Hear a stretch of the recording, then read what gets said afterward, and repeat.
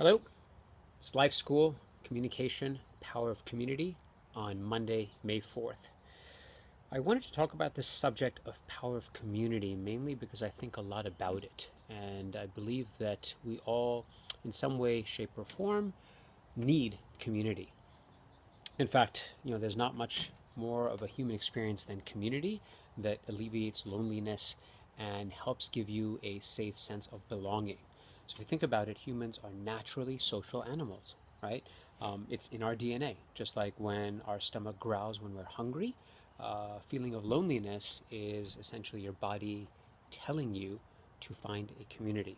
And especially in times like these, I think it is very, very important to have some sense of belonging or community, some family, some village, some neighborhood that you feel part of with like-minded interests and people that are there to support you. In fact, I just got done last night reading a book, which I'll grab here, that my daughter recommended. It's one of her favorite books called The War That Saved My Life. And the essence of the book, without giving it away, is about two children that are abandoned by their community but find another one that they feel really at home in. And that results in all sorts of new beginnings, wonder, amazement, and really a better sense for the future. So I thought about how to share that with you. One of the things that I really found very exciting was something that was actually in my head for a long time. I just looked it up recently. It actually came out of a church sermon that a local father by the name of Father Arthur shared with us from the Church of Resurrection, based in Sunnyvale, California here. And so it was in his homily, he talked about strangers coming together to form community. And it's this video that I found on YouTube that relates to sports, something I'm very passionate about, for those who know me. And I'll let the video do the talking itself. So give me a sec here, and I will show you the video and some footage from it.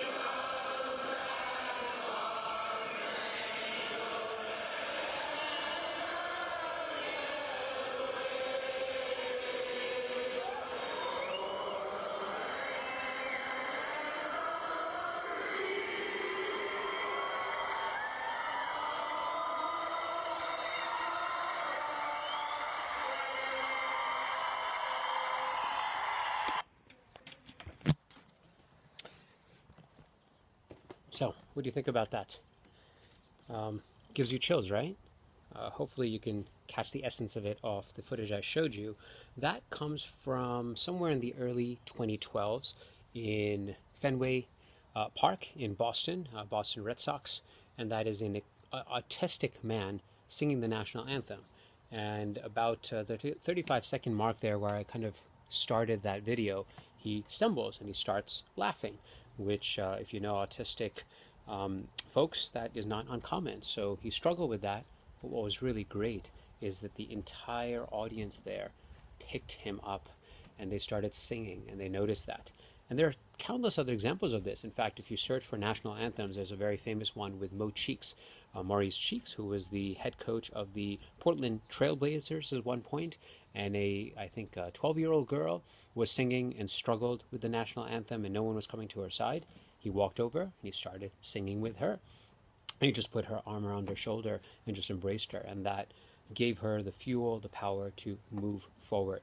And so that's beautiful to see. And there's examples like that all around us, if you think about it. Certainly in sports, those exist, but through our neighborhood, through someone that we wave at and smile. One of the things that I love to do is go for early morning runs on our local trail here, the Stevens Creek Trail, and oftentimes I'll just make eye contact with someone and just give them a peace sign. And I do that all throughout my run, regardless if someone sees me or not. Oftentimes people will see me and they will revert back with a thumbs up or a peace sign, and that connection is really powerful. So nonverbal ways to do it, verbal ways to do it, helping thy neighbor, seeing someone across the street in a neighborhood just smiling across the way, that can sometimes make the difference between a good and bad day for a lot of people. So my recommendation to all of you is you think about the power of community. Put yourself out there. If you don't try, the answer is no, as I tell our girls. Invest in it. Join a group, a meetup, some sort of team of like-minded folks, whatever makes sense for you. It will take time. Right? It takes patience. It's not going to come right away. You're not going to recognize everyone. You're not going to make a connection with everyone that you meet. But over time, that will happen. And those things, when they do happen, are very, very powerful. So I'll end with just this sort of thinking, which is that when we think about illness, right? Illness with the word or letter I replaced with we becomes wellness. Think about that. Illness becomes wellness just by replacing I with we. And that is the power of community and the power of people coming together. It does a body and mind and spirit good.